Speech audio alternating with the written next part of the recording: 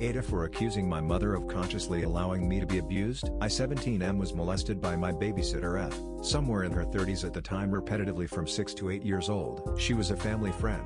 I want to try and keep this post short, but I didn't tell my mother about the abuse until yesterday. I was afraid and hardly believed that it had happened myself, since it was so long ago. There's always the fear that I just made it up, but some parts I remember so clearly and so vividly that I can hardly think of it without getting all lightheaded and nauseous. Other parts are misplaced and foggy. My mother didn't believe me when I told her, or, at least, she denied it. But after she denied it, she started asking me why I would bring it up when it was so long ago, why it was still important, why I wanted to put shame to her name, etc. I tried to tell her that I didn't think I was being dishonest, but that maybe my mind had just fabricated it all and that I'm really just crazy. Maybe I shouldn't have said that last bit, but I was getting very insecure in my judgment and memory. But here's where it gets weird. My mother started scolding me about how I had been making up lies like this for years, and I asked what she meant, since I didn't and still don't remember ever trying to tell her about it before. She told me that when I was little, during the period this babysitter was taking care of me regularly, I had told her multiple times,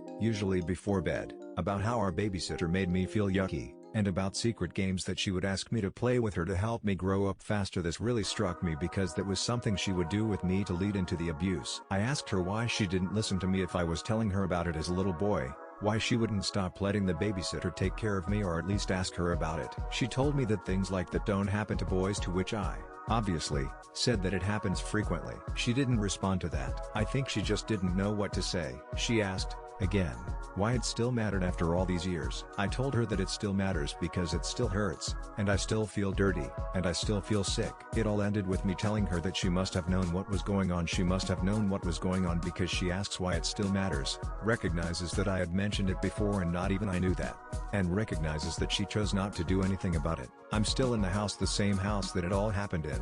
God, and so is she. We haven't talked since then. I'm questioning myself again. It all feels wrong. I don't know if her intention was to continue letting me be abused when I told her about it all those years ago, or if she really did not believe me, or if maybe she did believe me in the back of her mind but was in a state of denial. All I know is that I told her how I felt and was yelled at for it. Did I say too much? Accuse her too early?